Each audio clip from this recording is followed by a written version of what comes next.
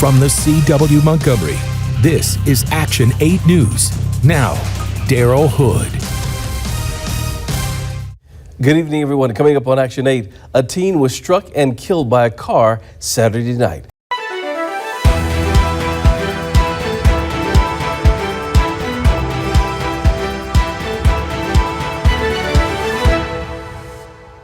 A Bridgeport, Illinois man remains jailed following a Monday stabbing.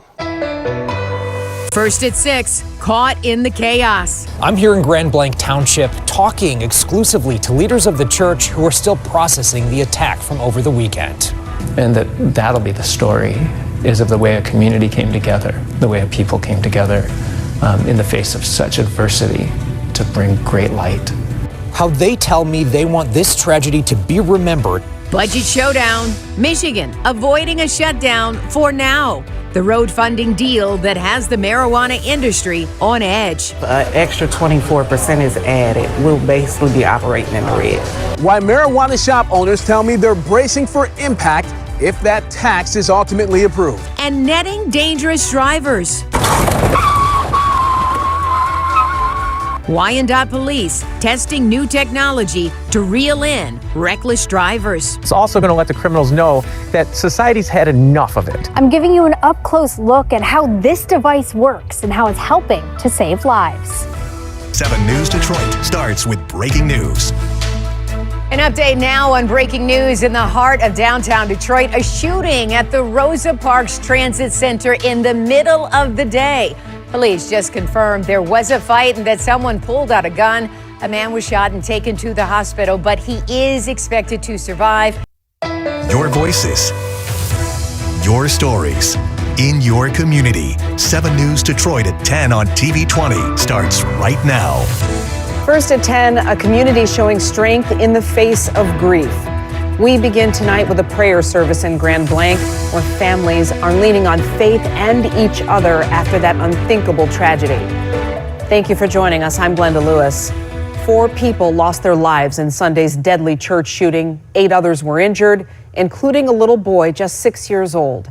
Your voices, your stories, helping you get your day started. 7 News Detroit this morning at 4:30 starts now. A community in mourning continuing to come together. How churches, nonprofits, and everyday people are helping each other in the wake of a tragic church attack. Plus, devastating testimony as a trial for 2 men accused of posing as DTE workers continues. Hear how the widow described the home invasion that left her husband dead. And the calendar might have turned to October, but the weather hasn't gotten the memo just yet. Just how high the temperatures will climb to end the week. Well, good morning. Thank you so much for waking up with us on this Thursday, October 2nd. I'm Kiera Hay. And yes, October is here, but you'll have to wait at least a couple more days for those fall-like temperatures. WUSA 9 News at 9 starts now. Good morning to you. I'm Allison Seymour. And I'm Wisdom Martin right now at 9. Washington is deadlocked as the government shutdown drags on. I'm Tina Kraus with what's fueling the fight and what could end it. I thought I was going to die. I couldn't breathe. I felt the tires on me. I felt everything. Run over and trapped beneath an SUV. This only on WUSA 9.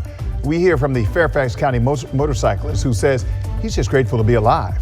Plus, from steering wheels to self-driving, Amazon-owned Zoox is bringing driverless vehicles to the district, while the district has chosen their first mid-Atlantic stop. So we got Waymo and now Zoox. Okay. It's the future. It is the future. Streaming on clickorlando.com, you're watching News 6 at 10 p.m. That brand teller. Right now on News 6, a bank teller puts a stop to fraud.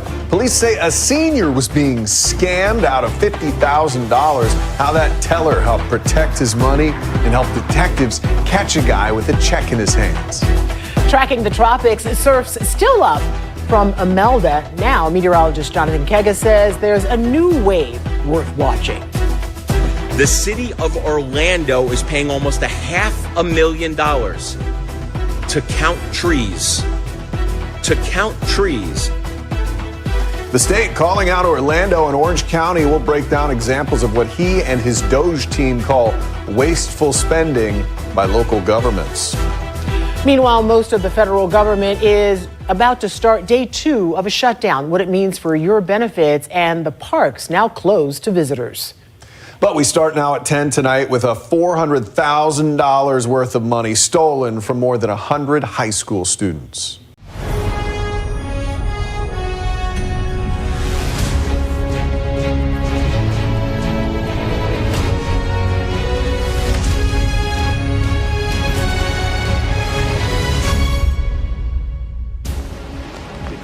It's 10 o'clock. This is Sky News at 10, live from Crumpsall in Greater Manchester, the scene of today's deadly terror attack on a synagogue.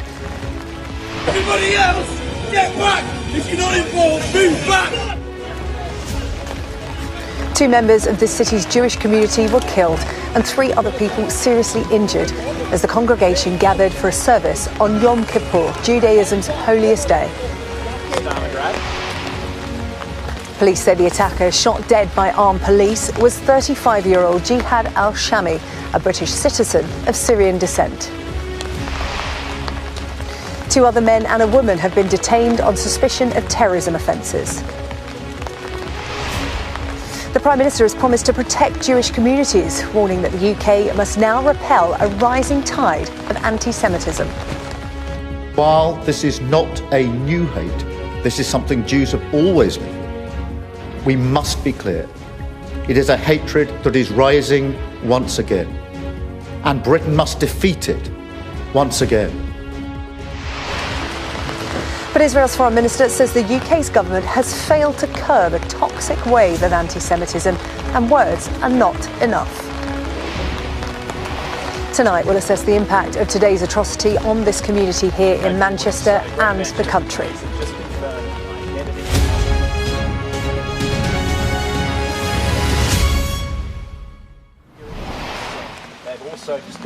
Good evening from Crumpsall in Greater Manchester, where 2 members of the city's Jewish community have been killed in a terrorist attack at a synagogue. 3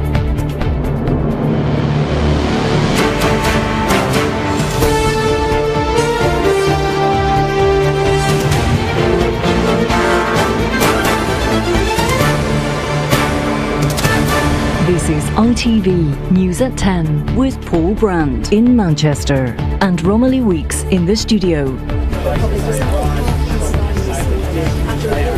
Good evening from the Manchester suburb of Crumpsall, where a terrorist targeted Jewish people on the holiest day of their year in the deadliest attack on a British synagogue. Using his car as one weapon and a knife as another, he took 2 lives. As a witness filmed on a mobile phone, armed police then took his. First with 1 gunshot, and then, fearing he was going to detonate an explosive belt, a second. Only later it was clear it wouldn't have gone off. Tonight, Ottawa says it's ready to crack down on a growing online scam, often targeting young boys with deadly consequences. He's just a boy. And that's an adult problem. That's why they pick on the kids. A CBC Marketplace investigation into the dark world of sextortion and those allegedly behind it. It's very hard to find a job, so I just need something doing to survive. A deadly rampage at a UK synagogue. Someone in the crowd shouted, "He's got something on him." And as I turned round, he was literally stabbing. The fear with anti-Semitic attacks on the rise. Plus, Canada's national dental care program isn't all smiles. I was approved, but then it turned out to be much more expensive to use it than to not use it. Why millions of eligible patients aren't getting in the chair. From CBC News, this is The National with Christine Birack. Thanks for joining us. Canada's Justice Minister says laws are about to change as the government aims to crack down on child luring, sextortion, and deep fakes. Live from downtown Tulsa, Oklahoma's own News on 6 starts now. Governor Kevin Stitt appoints a new state superintendent, and he says he wants that position going forward to be appointed, not elected. We'll get a reaction. And a Texas pastor pleads guilty to sexually abusing an Oklahoma girl in the 1980s. Why she feels justice has been served even though he's not going to prison. Arrest a man after he told them he killed his wife because she told him she wanted a divorce after 12 years of marriage. Thanks for joining us. I'm Lori Fulbright. And I'm Jonathan Cooper. The Rogers County Sheriff's Office says domestic violence homicides are too common in Oklahoma. News on 6's Chloe Abbott has more on what happened. Chloe? This is the Fox 25 News Late Edition. We now have an interim state superintendent. Governor Kevin Stitt appointed Lindell Fields to lead the more than 500 school districts across the state for the next 15 months. Fox 25's Rob Hagan joins us live at the Oklahoma Department of Education with what we have learned about Fields so far. Rob? Up on your hometown station, a judge takes a stand against releasing information to the public over the University of Idaho killings. Plus, we'll have an update on the Lake Creek wildfire. And the clouds are moving in along with some rain shower chances. We'll tell you how long they'll last and how cool we'll get to approach the weekend coming up. Live from KSVT, your hometown station. You're watching KSVT News at 9. Thank you for tuning in to your news at 9 tonight. I'm Joe Downs. Tonight's top story, day 2 of the first government shutdown in nearly 7 years is in the books. KMVT Washington correspondent Emma Wolfhorst is in D.C. with what we know now and what happens next. The Senate had no votes and the House was in recess Thursday, but the blame game continued across the aisle. Now, your first alert forecast.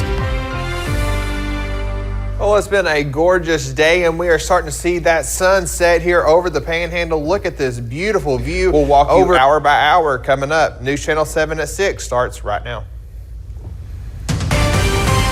Tonight on News Channel 7, an arrest has been made in connection to a deadly shooting in Walton County. And Panama City is cracking down on parking violations. We'll tell you about the new regulations. Plus, News Channel 7 is teaming up with Bay Radiology Women's Imaging Center to spread awareness about breast cancer this October. Live from WJHG-TV, Northwest Florida's most watched, most trusted news. News Channel 7 starts right now. Good evening. Thanks for joining us. I'm Barry Lowen. And I'm Jessica Foster. Welcome to News Channel 7 at 6. New information tonight on the Santa Rosa Beach shooting that left one person dead. 27-year-old Mario Anthony Street has been arrested.